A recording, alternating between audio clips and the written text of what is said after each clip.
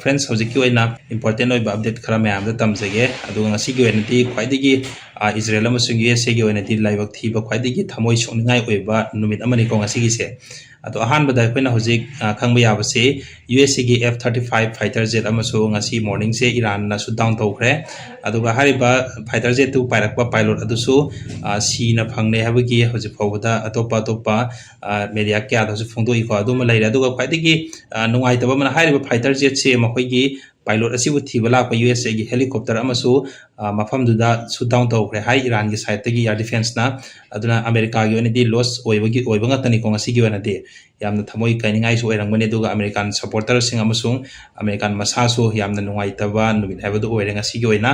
aduga ngasi gi oina so Middle East laiba country amada koi Middle East laiba Arab countries amada US forcing da koi Iran gi side gi drone attack tawbuda US ki army taraga manga yamthina so open nangi habagi pau so jik media sing di yaure duga sigi details subsab su matam khara leraga di tholakani ai matam duda next video da mug ai madu ma share tawjarake aduga makha tabado hojilari se koi US ki Pentagon haraga dem koi gi army gi keno dunia army gi headquarters so hainai ko Pentagon thangasi se koi gi US ki koi war gi secretary haitare secretary of war kha yadagi moi si koi ministry of war haide koi ministry of defense kha haidani koi se de adu moi de direct war adum haibjani to ko ministry of war do adugi minister duna ngasi se moi gi army general army chief of staff su yauna koi army general khara dismiss tawkre lokthokre hai ko US army degi adu sigi maram se kai no hara kanda sumaina handak si koi gi lairiba Trump amadi makoi gi army singi marak ta yetna ba khara lai hai ba kamaina no hara kanda Trump na ngasai gi tawgi khalli ba hoida Iran da changba gi landa ba gi khotpa gi adu ground troop ra hoji thajin dana land invasion tawnen tawri mayam se adu sigi mayam se army sing dana yadi hai ba kai no hara kanda success oiba ngam ba gi lambi am fo lai taw ko adu army ji moina ground invasion tawra so success oiba ngam da ba adagi ngasai gi ground invasion ji hak changu kanda maduda army sing do hingna thorapa yabagi lambi do amatu udabadagi hojiki army gi general mayam sinam Donald Trump na haiba poti yade heba adugi ngasai gi Trump ji am sauro jani da hojik se aduna ngasai gi army gi general amadi makhoi gi chief of staff se si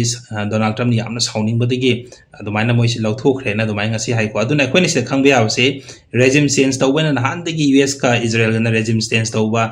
keno Iran manung gi regime change tawba na tawbudo hojik ngasi gi oina gi US gi Pentagon da regime change tawkhre ba ko khoi na khangbe yab hai tare di phagi budi tare ko dubu aidi moina na handagi tawjaba mayam do ngang tawriba mayam do Iran da regime change taw ba do Pentagon da makhoi gi army chief adagi army general mayam hojik regime change tawre ko sima lere ko aduga makha ta ba do hojik lere si yam important oiba mana koi gi Israel masa makhai se hojik si yam na kan Israel dagi atopa lam da chen na re hari ko hojik se adunga si gi oiba media khara do si yam important oiba Prithvi ko na maming chatpa media khara do si yaure Israel masa sing hojik Egypt ki through dagi makhoi se adumaina atopa country de chen na re phaniam na chen na re hari ko maram di moina Egypt through de chali se kai gino har kandi Israel manung da di makhoi gi airport kai ka da moi gi Israel masa se chen ma se moi gi Israel sarkar na athing ma thammi hai ko moi chet pa yaro hidi lanchi yam na kuina taw go do natte lore dam ne du yam na ngai na lai gi du mafam ne kai na moi yam thiam jani da du Israel masa ma kai ji yad hai moi sarkar du hojik thaja ba se wala pa tare kai gino har kanda Iran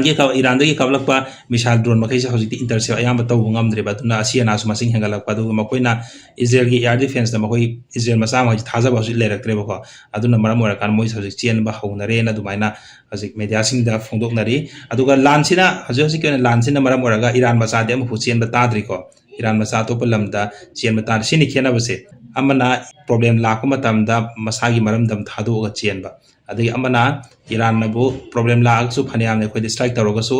khoi makhoi ga theng na ga ni haina US ka theng na ga laiba makhoi da aki ba tu jung phau thaba chi difference adum lai ko aduga makha ta ba da hoji lai se Iran gi side gi Israel gi mafung kaya da khoi missile drone caption ba gi wari su le aduga hoji caption liba missile drone se amana hoji intercept taw bangam dre masina maram ora kanda hauki ba pung kun mari da hoji sidam report yaur si 148 Israel masapun na 148 se hauki ba 24 hours ta do maina so open nangi gi pau su yaure aduga mase aikoina Israel khatang sopana te Israel amasung US and Iran da su kapsil ko adu Iran da su kapsil gi Iran gi infrastructure kai kam yam toibus le aduga aina maru aina pau sida